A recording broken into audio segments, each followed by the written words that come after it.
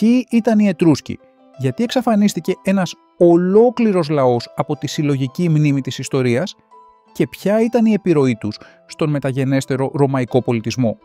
Αυτή είναι η ιστορία ενός ανεπτυγμένου λαού, πολύ πριν από την άνοδο της Ρώμης.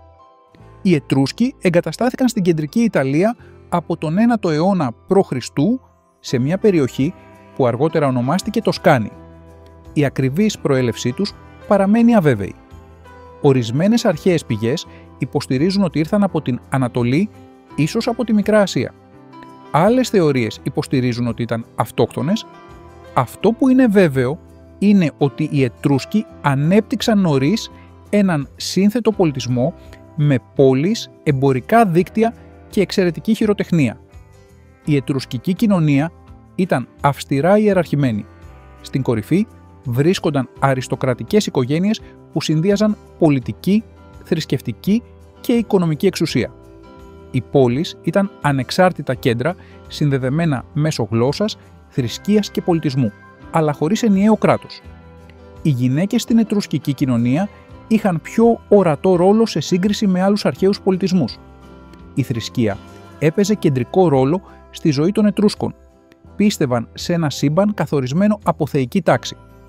Οι ιερείς, γνωστοί ως χαρούσπισες, ερμήνευαν σημάδια από τη φύση, ιδιαίτερα από τα σπλάχνα ζώων, για να προβλέψουν το μέλλον. Η βούληση των θεών αποκαλυπτόταν επίσης μέσα από κεραυνούς, πουλιά και άλλα ιονά. Ναοί, βωμοί και τελετές διαμόρφωναν την πόλη και την καθημερινή ζωή. Οι Ετρούσκοι άφησαν πίσω τους μια εντυπωσιακή καλλιτεχνική παράδοση. Οι τοιχογραφίες τους απεικονίζουν σκηνές από την καθημερινότητα, τη μουσική, το κυνήγι και τη μεταθανάτια ζωή. Ιδιαίτερα αξιοσημείωτη είναι η ποιότητα της χρυσοχοΐας και της χαλκοτεχνίας τους. Διάσημα έργα όπως η Χήμερα του Αρέτσο και το άγαλμα του Άρη του Τόντι αποδεικνύουν την δεξιοτεχνία τους. Οι ταφικοί τους θάλαμοι, διακοσμημένοι με τοιχογραφίες, προσφέρουν μοναδική εικόνα του κοσμοειδόλου τους. Κατά τον 5ο και 4ο αιώνα π.Χ., οι Ετρούσκοι αντιμετώπισαν αυξανόμενες πιέσεις, πρώτα από τις ελληνικές αποικίες του Νότου και έπειτα από τη ραγδαία άνοδο της Ρώμης. Οι πόλεις τους κατέρεαν σταδιακά και μέχρι τον 3ο αιώνα π.Χ. οι τελευταίες πόλεις τους είχαν προσαρτηθεί από τη Ρώμη. Η γλώσσα και πολλές παραδόσεις τους χάθηκαν, αλλά η πολιτιστική τους κληρονομιά διασώθηκε. Πολλές ρωμαϊκές παραδόσεις, από θρησκευτικές τελετές έως την αρχιτεκτονική των πόλεων, έχουν ετρουσκικές ρίζες.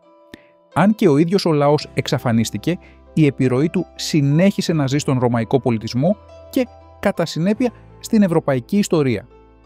Οι Ετρούσκοι, ένας λαός ανάμεσα στον μύθο και την ιστορία, για καιρό ξεχασμένοι, αλλά βαθιά ριζωμένοι στο πολιτιστικό DNA της Ευρώπης.